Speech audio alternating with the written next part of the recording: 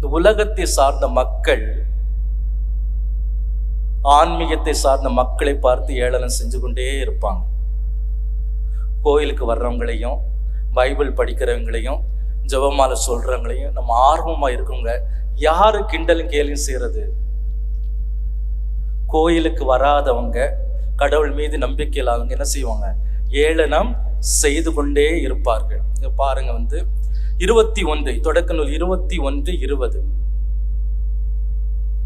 கடவுளும் பையனோடு இருந்தார். கடவுள் பையனோடு இருந்தார். யாரு? இஸ்மாயிலோடு இருந்தார். அவன் வளர்ந்து பாலிநிலத்தில் குடியிருந்தான். அம்பு எய்வதில் வல்லவன் ஆனான். அம்பு எய்வதில் என்னதானான்? வல்லவன் ஆனான். புரியுதா? ஏன் இஸ்மாயில் ஈசாக்கு ஏளனம் செஞ்சான் தெரியுமா உங்களுக்கு? இவன் எப்பவுமே என்னதுல வேட்டையாடுவதிலும் இதுல அம்பு எய்வதிலையும் வல்லவனா இருந்தான். அப்படிதானா? உலக சார்ந்த வித்தைகளிலும் அறிவிலும் தெரிந்திருந்தான். ஈசாக்கு என்ன செஞ்சுட்டு இருந்தாரு? வீட்டுக்குள்ளே வளர்ந்துட்டு இருந்தாரு. அவங்க அப்பா பலியிட போகின்ற பொழுது அவர் இது சொல்லாரு, விறகு இருக்கு, எல்லாமே இருக்கு, என்னது இல்லை, பலியிடுறதுக்கு ஆடு இல்லை. அவருக்கு எப்படி தெரியும் ஆடு இல்லைன்னு சொல்லிட்டு? ஆல்டர் பாய்ஸ் பசங்களுக்கு தெரியும் எதெல்லாம் எடுத்து வைக்கணும்னு சொல்லிட்டு. அப்படிதானா? வேற யாராவது வந்தேன்னா அவங்களுக்கு தெரியாது இது மிஸ் ஆகுது, இது இல்லைன்னு சொல்லிட்டு. அப்போ ஈசாக்கு என்ன சொல்றான்? ஆண்டவருடைய பணி, பலியிடுவது, ஜெபிக்கிறது, அவங்க அப்பா கூட போறது எல்லாத்தையும் செஞ்சுட்டு இருக்கான். ஈசாக்கு எங்க போயிட்டு இருக்கு?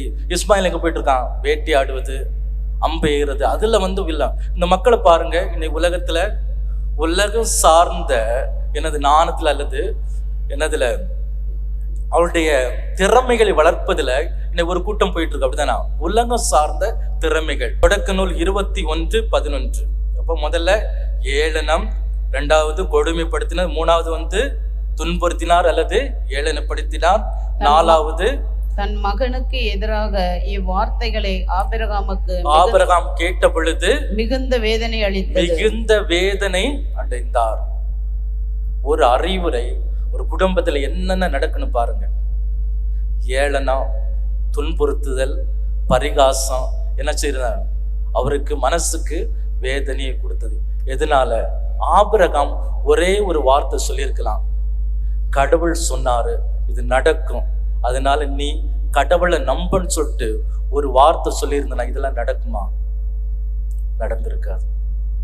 ஏன்னா மனிதனுடைய அறிவுரை கேட்டதுனால அவர் எல்லாவற்றையும் கடந்து போனார்.